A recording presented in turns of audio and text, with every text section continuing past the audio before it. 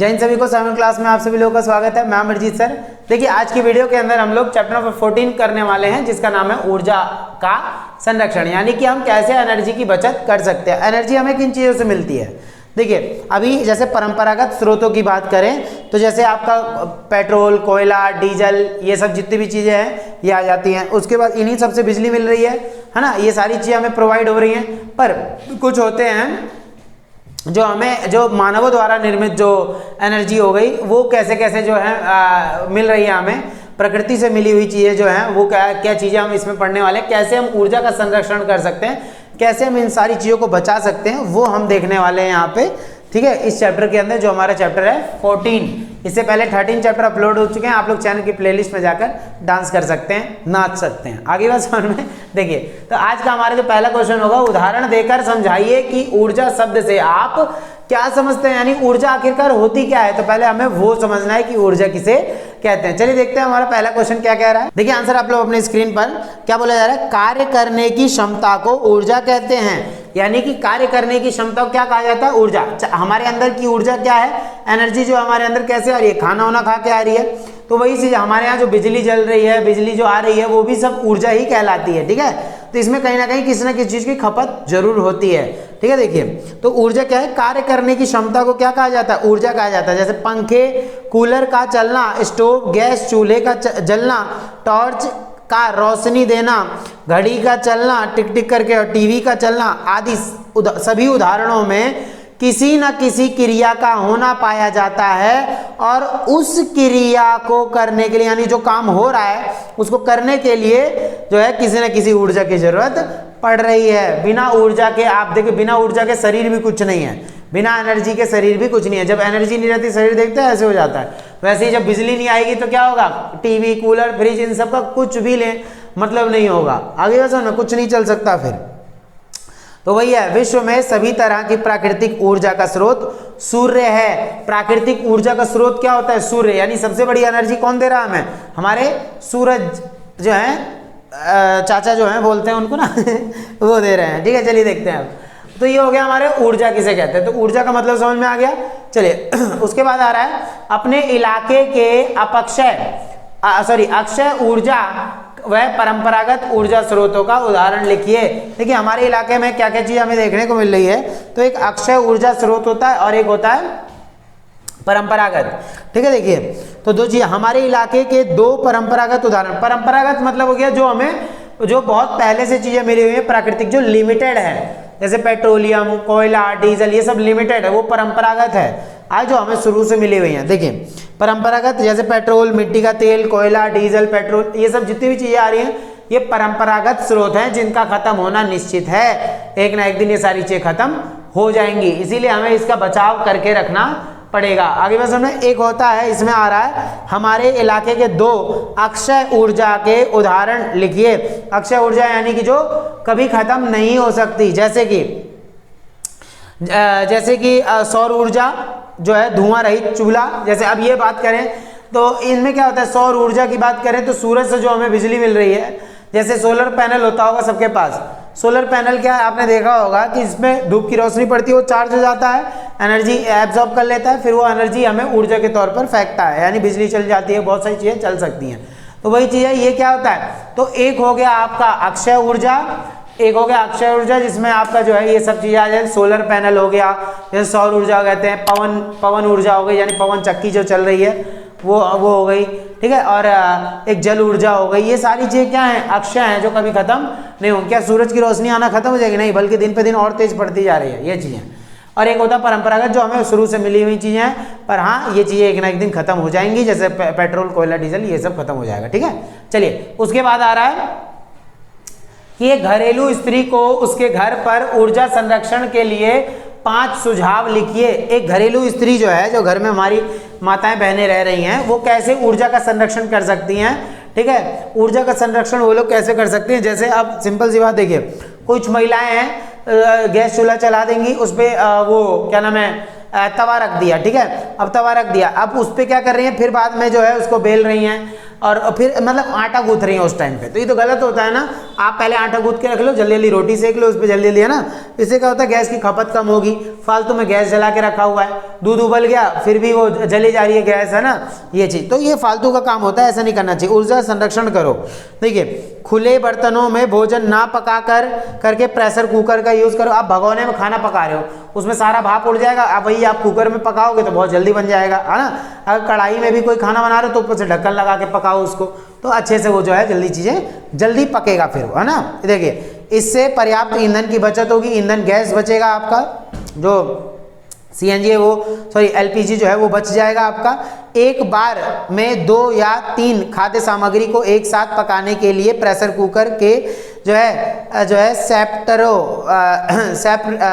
सेपरेटरों का उपयोग करें। मतलब क्या हो गया, उसमें आपने देखा होगा कि एक जैसे चूल्हे का आप यूज़ करो, वहाँ पे आप एक ही समय पे खाना बना लो। या बहुत से लोगों को देखा होगा आपने, कुकर में चावल बना रहे हैं, उस चावल के अंदर एक बहुत बड़ा मतलब लोटे टाइप का रख दिया और उसमें दाल रख दी, XYZ कुछ भी रख सकते हो आप, तो बहुत सारी एक समय पे 2 चीज़ें बन जाती हैं, बहुत से घरों में होता है ऐसे, ठीक है। उसके बाद तांबे के तली वाले या दोहरी तली वाले बर्तनों का उपयोग करें, क्योंकि ये अपने से अधिक जो है गर्मी समाते हैं, यानी कि ज़्यादा एब्जॉर्ब करते हैं, ठीक है। तो बर्तनों का भी आपको अच्छे से यूज़ करना आना चाहिए, अच्छे से कौन से बर्तनों का यूज़ करें जिससे ईंधन जो है सेव हो जाए, ठीक है। उसके बाद जहाँ तक संभव हो सोलर कुकर का उपयोग करें। सोलर कुकर यानी सौर ऊर्जा से जो चलता है, सूरज से जो गर्मी हीट होती है वो कुकर, वैसे सोलर कुकर कहते हैं उसको, वो चीज़। सौर ऊर्जा बिना कीमत प्राप्त होती है। क्या धूप के लिए आप पैसा देते हो? नहीं देते ना, बल्कि और अच्छी धूप मिल जाती है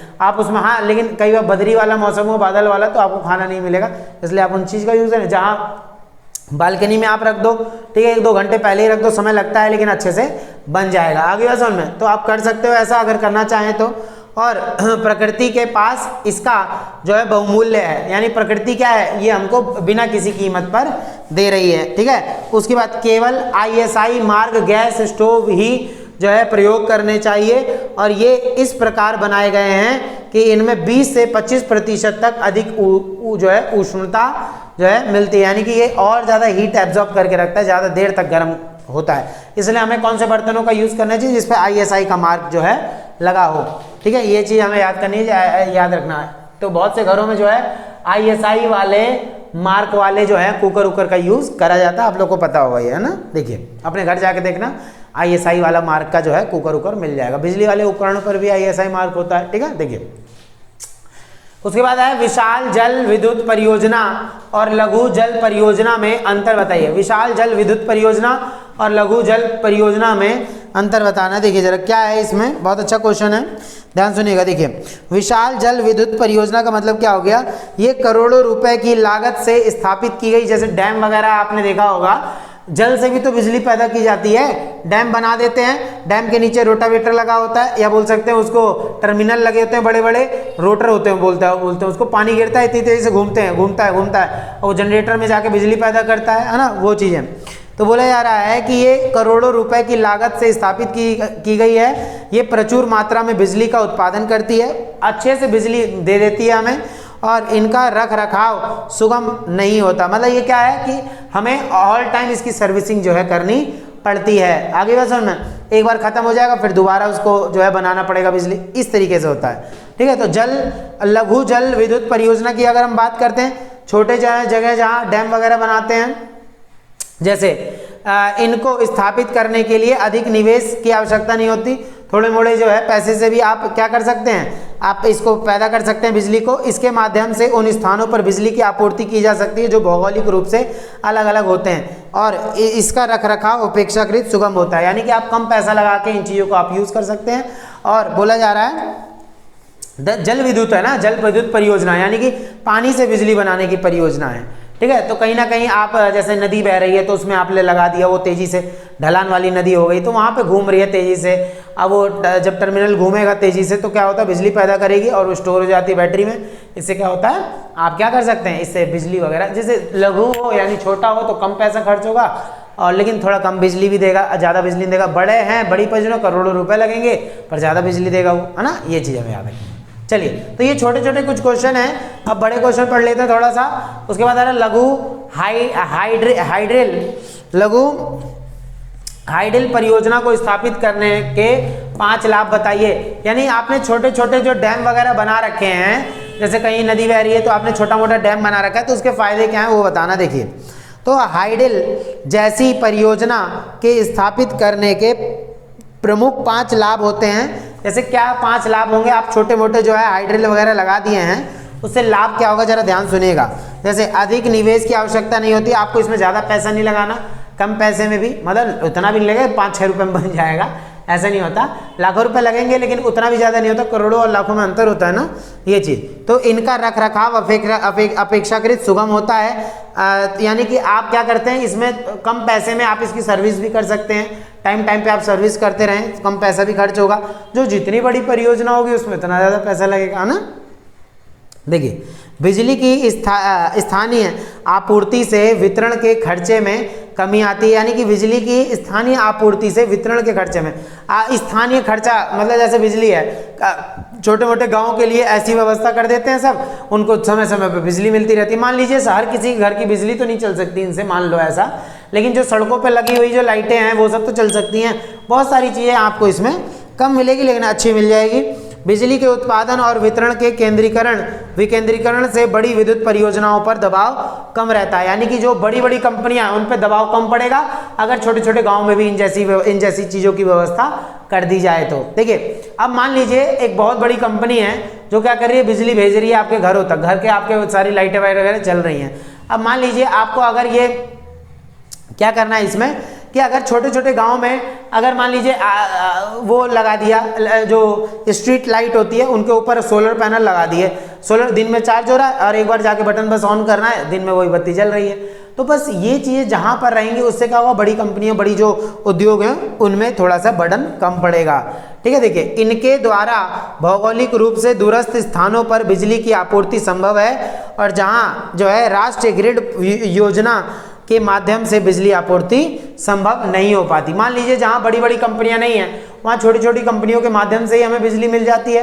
ये छोटे छोटे लघु उद्योग होते हैं, छोटे छोटी क्या करते हैं, इस तरीके से अलग अलग गलियों में अलग परियोजनाएं चला के इनसे क्या होता है, फायदा वगैरह हमें मिल जाता है। ठीक है, तो उतना बड़ी कंपनियों पे बर्डन नहीं पड़ता, छोटी छोटी कंपनियां इसको संभाल लेती हैं। आगे समझ में, चलिए, ये होती है आपकी लघु हाइडल परियोजना, यानी कि छोटे छोटे डैम वगैरह बना के बिजली बना ली जाती है उसमें, है ना। ये चीज़ें पानी से मिल लिए, विद्युत की हमने संरक्षण बचाव कर लिया उसमें, वो चीज़ें।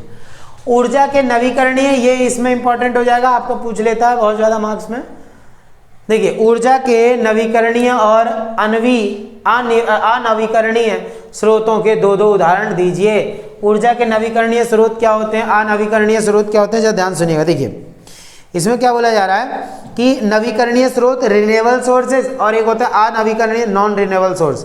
जैसे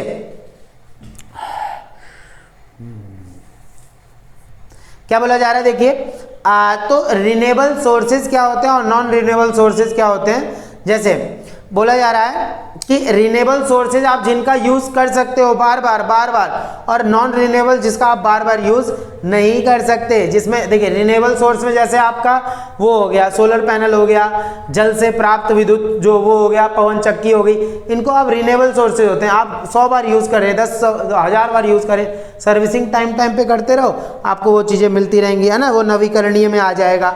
अनवीकरणीय में ईंधन जैसे लकड़ी वगैरह ये सब हो गया, पेट्रोल डीजल कोयला ढिंचक इन सब का यूज होता है। तो आप क्या करेंगे, तो ये अनवीकरणीय, यानी एक बार खत्म हो गया दोबारा आपको नहीं मिलेगा। पेट्रोल गाड़ी में से खत्म हो जाता है, दोबारा आ जाएगा क्या, उसके लिए आपको फिर पे करना पड़ेगा पैसा। पर सोलर पैनल क्या, एक बार लगा दिया, आज की बिजली खत्म होगी, कल फिर से धूप से बिजली पैदा हो जाएगी, है ना, ये चीज़ है। तो देखिए, नवीकरणीय और अनवीकरणीय में आप चार्ट देखिए जरा।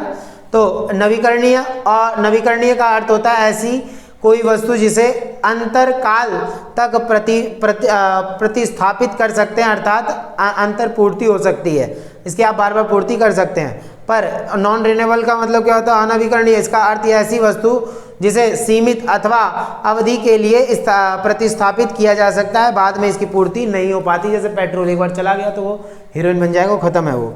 ठीक है, तो उसके बाद तो सूर्य, पवन, जल, भूतापीय और जमीन की गर्मी, और उसके बाद ईंधन, जीवाश्म, लकड़ी, नाभिकीय ईंधन और उसके बाद विद्युत। तो ये कुछ ऐसी चीज़ें होती हैं जिससे कि क्या होता है, ये खत्म हो जाती है, दोबारा वापस नहीं आती। जैसे रिन्यूएबल सोर्सेज में आपका वायु आ जाएगा, और एक आपका बदले की पॉइंट में बता दे रहा हूँ, आप लोग लिख सकते हैं इसको, अगर कठिन होता तो मैं आपको इजीली बता देता। ठीक है, देखिए भाई कोई दिक्कत नहीं है, यहाँ पे इजी है इसलिए मैं थोड़ा इसको डिफाइन नहीं करूँगा, समय बच जाएगा हमारा।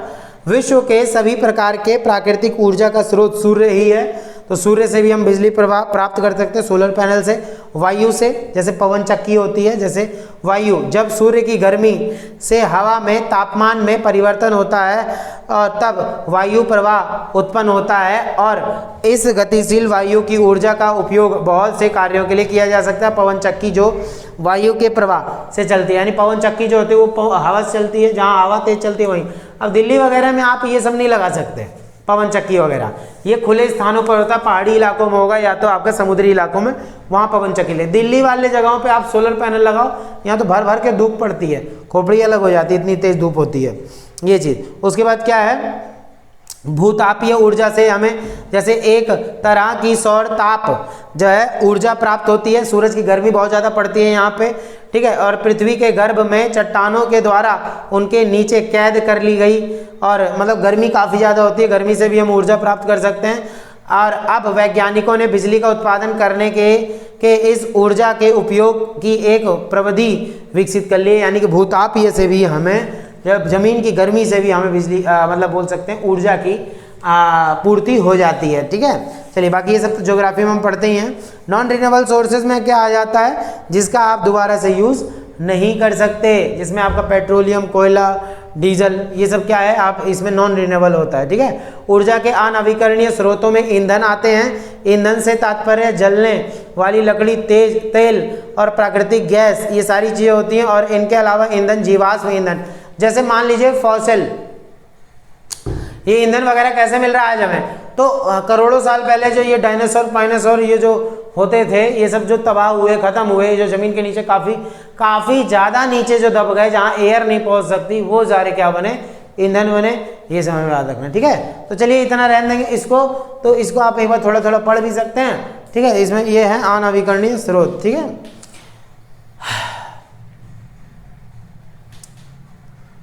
चलिए उसके बाद देखिए जरा क्या बोला जा रहा है यहाँ पे। ठीक है,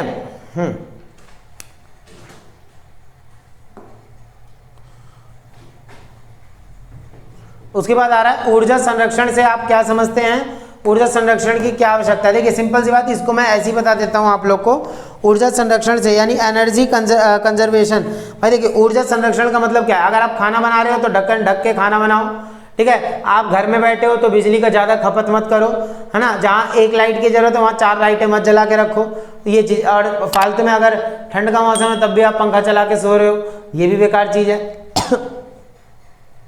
अब आप बोलोगे हम तो इसके लिए पैसे पे करते हैं, पैसे तो पे करते हैं लेकिन आप बिजली का भी तो बचत करो। आगे बात समझ में, तो जब बिजली की बचत कर रहे हो तो आपके पैसे की बचत होगी, तो ये भी तो बचत हो गई ना कहीं ना कहीं। तो वो चीज़ है, आप इसके रख रखाव के लिए, संरक्षण के लिए क्या कर सकते हो, तो जहाँ इसके संरक्षण के लिए क्या कर सकते हो, देखो बोल रहा है कि ऊर्जा संरक्षण की आवश्यकता, मतलब संरक्षण कैसे कर सकते हो तो बता दिया। ढक्कन लगा के खाना पकाओ, बिजली मत फालतू की वेस्ट करो, जहाँ जरूरत है वहाँ यूज़ करो, है ना। बाकी संरक्षण की आवश्यकता क्यों है, तो भावी पीढ़ी के लिए। भावी पीढ़ी मतलब क्या होता है कि आने वाले भविष्य के लिए आपको जो है खतरा नहीं रहेगा, आने वाले भविष्य के लिए आपको सारी सुविधाएं वगैरह अच्छे से मिल जाएगी। ठीक है, तो आवश्यकता इसीलिए है कि आप इन सारी चीज़ों को बचा के रखें, ताकि ऊर्जा की बचत ही ऊर्जा का उत्पादन है। जब आप अभी बिजली बचाओगे तो वही आपकी बिजली कल को आपको काम देगी। आगे बस समझ में, ये चीज़ हमें याद रखनी है। ठीक है, ईंधन सीमित है, क्योंकि अगर हम ईंधन की खपत करते रहेंगे दिन पे दिन तो ये सारी चीज़ें हमारे यहाँ से खत्म हो जाएंगी। ठीक है, उसके बाद आ रहा है रसोई घर में ऊर्जा के संरक्षण के लिए एक गृहिणी के लिए 5 सुझाव की सूची बनाए। फिर वैसे ही क्वेश्चन आ गया, ये बताला, ये वाला, रसोई घर में जो है कैसे आप इसका संरक्षण कर सकते हैं रसोई घर में। देखिए ऊर्जा कैसे, तो ये ISI मार्क वाले बर्तनों का आप यूज़ करें, चूल्हे का भी यूज़ करें। उसके बाद जहाँ तक संभव हो सोलर कुकर का यूज़ करो। खुले बर्तनों में खाना मत बनाओ, कुकर का यूज़ करो। एक बार में 2 या 3 खाद्य सामग्री को एक साथ पकाने के लिए प्रेशर कुकर को जो है सेपरेटरों का यूज़ करो। यानी कि सेपरेटर मतलब क्या होता है, आपने देखा होगा एक ऐसा कुकर आता है जिसमें एक साथ आप बहुत सारी चीज़ें बना सकते हैं। जैसे आप देखा होगा इडली वगैरह बनाते हैं, इडली बोलते हैं ना, इडली बनाते हैं, तो उसमें क्या होता है कि उसमें खांचे बने होते हैं, सेपरेटर होते हैं, वो खांचे बने होते हैं उसमें, तो एक साथ आप 4-5 तरीके के भोजन बना सकते हो उसमें। आगे बस समझ तो ऐसी चीज़ों का यूज़ करो। और उसके बाद तांबे के तली वाली चीज़ों का यूज़ करो, यानी कि नीचे तांबा लगा हो, वो ज़्यादा एब्जॉर्ब। कॉपर सबसे अच्छा विद्युत के लिए जो प्रवाह करने के लिए वो होता है कॉपर, तो कॉपर की चीज़ों में खाना बनाओ, है ना, वो चीज़ें जो नीचे कॉपर लगा होता है। कई बार आपने पैन देखे होंगे जिसके नीचे कॉपर का यूज़ किया जाता है, वो थोड़ा महंगा पड़ता है लेकिन आपकी बचत बहुत अच्छी करेगा। चाय दूध आदि ढककर उबालें, चाय को आप ढक कर उबालो, यानी खुले में ऐसे भाप उड़ जाएगी सारी। रात में गैस सिलेंडर का जो है स्विच बिल्कुल बंद करके सो, क्योंकि गैस रिसेगी तो ख़त्म होगा वो जल्दी। और खाद्य पदार्थों को बार बार गर्म ना करके एक बार में जो है बनाकर उसको जो है उसको खा लो, ठीक है। जो है केस रोल में बंद कर दो, यानी कि जिसमें खाना जल्दी गर्म, ज़्यादा देर तक गर्म रहता है उस चीज़ का आप यूज़ करो, उसमें बना के रख दो, है ना। चाय अब मान लो कोई आया नहीं है बाहर से, तो उसके लिए आप बार बार चाय तो है ना गर्म करोगे, एक बार बना के उसको उसमें कैसरोल में रख दो, जिसमें क्या होती है कि वो बचत कर देगी आपकी, ठीक है। उसके बाद है भविष्य के लिए ऊर्जा के विकल्प कौन कौन से हैं। भविष्य के लिए ऊर्जा के विकल्प का मतलब क्या हो गया यहाँ पे, ये देखिए, जैसे आपके बायोगैस, सौर ऊर्जा, हाइडल ऊर्जा, वायु ऊर्जा, ये सब क्या है भविष्य के लिए आपको फायदा दे देगा। यही तो है भविष्य के लिए ऊर्जा के विकल्प, यानी कि पेट्रोल डीजल ये सब तो खत्म हो जाएगा एक पल को, लेकिन सूरज की रोशनी नहीं खत्म होगी, हवा चलना बंद नहीं होगी कभी, ठीक है। बायोगैस का आप यूज़ करो, जैसे गोबर वगैरह का जो हम एक उसमें भर देते हैं, फिर उससे जहरीली गैसेस निकलती खतरनाक जो वो होती हैं, तो उसका आप यूज़ कर लो, है ना। बाकी मैं आपको यहाँ दिखा रखा हूँ, आप इसको पढ़ सकते हैं, बहुत ईजी है। आप बायोगैस का यूज़ करो, सौर ऊर्जा का यूज़ करो, सौर कुकर का यूज़ करो, धूप से आप जो खाना बना सकते हो वो, सौर बिजली का, यानी कि आप इसमें क्या कर सकते, सड़कों पर, घरों में, विज्ञापन के लिए आप क्या कर सकते हैं कि इसमें अब जैसे स्ट्रीट लाइट है, स्ट्रीट लाइट के ऊपर आप सोलर पैनल लगा दो, दिन में चार्ज होगा, रात को बटन ऑन करके चालू कर दो उसको, तो ये चीज़ें बहुत अच्छी देती हैं, है ना। चलो, तो थोड़ा पैसा खर्च होता है लेकिन अच्छा है, आपको इसमें सुविधाएं वगैरह मिल जाएगी, आपकी बिजली बच जाएगी। क्लियर हो गया। उसके बाद पवन चक्की से बिजली कैसे प्राप्त की जा सकती है, बहुत अच्छा क्वेश्चन है। पवन चक्की से बिजली कैसे प्राप्त हो सकती है ना। देखिए जरा ध्यान सुनिएगा क्या बोला जा रहा है कि मनुष्य लंबे समय से वायु ऊर्जा का उपयोग, पवन चक्की आपने देखा होगा इस तरीके से होती है, यहाँ पे एक वो लगा रहेगा, यहाँ पंखे निकले रहते हैं, ठीक है, इस तरीके के पंखे होते हैं, और यहाँ पे जो है घूमेगा तो बिजली इससे पैदा हो जाएगी, आप इसमें हीरोइन बन जाओगे, ठीक है। देखिए तो क्या है, मनुष्य लंबे समय से वायु ऊर्जा का, देखिए मनुष्य बहुत लंबे समय से वायु ऊर्जा का प्रयोग करता आ रहा है, भले ही इसके तौर पे ना करे, लेकिन नाव को चलाने के लिए तो वायु का प्रयोग किया जाता है। तो ऊपर देखा होगा हम पर्दे टाइप का लगा के रखते थे, तो जिधर हवा चल रही है, मान लो इधर दिशा में जाना तो आपको ऐसे लगा देंगे, यहाँ हवा लगेगी आपको ढकेलेगा वो तेजी से, तो इस चीज़ का यूज़ करते थे, दिशा मोड़ने के लिए ऐसे ऐसे घूमता था।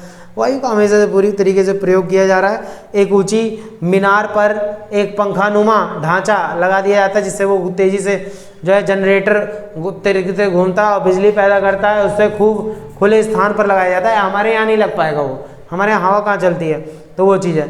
तो इसीलिए बोल रखा है यहाँ पे कि वायु ऊर्जा के उपयोग से के लाभ निम्नलिखित हैं। यह पूर्णतः निःशुल्क और प्रदूषण रहित होता है। क्या इसमें पैसा लगता है? पैसा एक बार इन्वेस्ट किया जाता है इसमें, पर वो बार बार आपको बिजली देता है, पैसे बचा लेता है। ये चीज़ याद रखनी है, ठीक है। तो आपके सामने आंसर है, आप इसको बस थोड़ा सा पढ़ भी लोगे ना तो भी क्लियर हो जाएगा। बस मेन क्या होता है, आपको पता होना चाहिए कि इसके अंदर आंसर कौन सा आपके दे रखा है। इतना क्लियर हो गया?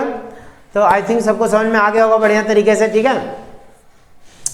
तो हमारा ये जो है चैप्टर नंबर 14 हमने कर लिया है। कल हम नेक्स्ट चैप्टर करेंगे, बढ़िया तरीके से पढ़ा दूंगा आप लोग को, ताकि एग्जाम में कोई भी आपको दिक्कत ना हो। कभी भी 33-35 नंबर लाने की मत सोचना, हमेशा ज़्यादातर ऐसी मेहनत करो, मेहनत ऐसी करो कि आपका टारगेट जो सेट हो वो 90 अबव हो। आगे बात समझ में, कम नंबर की बात मत करना, पास तो ही ना होना है आपको, अच्छे मार्क्स लाने हैं आपको, नॉलेज लेनी है। याद रखिएगा, मेन चीज़ क्या होती है, नॉलेज इकट्ठी करनी है आपको, ठीक है। तो ये चीज़ आप याद रखें। चलिए कोई दिक्कत नहीं। अब नेक्स्ट चैप्टर के अंदर हम लोग ज़्यादा चीज़ें जानेंगे। इसके बाद हम लोग 15 चैप्टर पढ़ेंगे। इससे पहले जितनी वीडियोस थी आप लोग चैनल की प्लेलिस्ट में देख सकते हैं।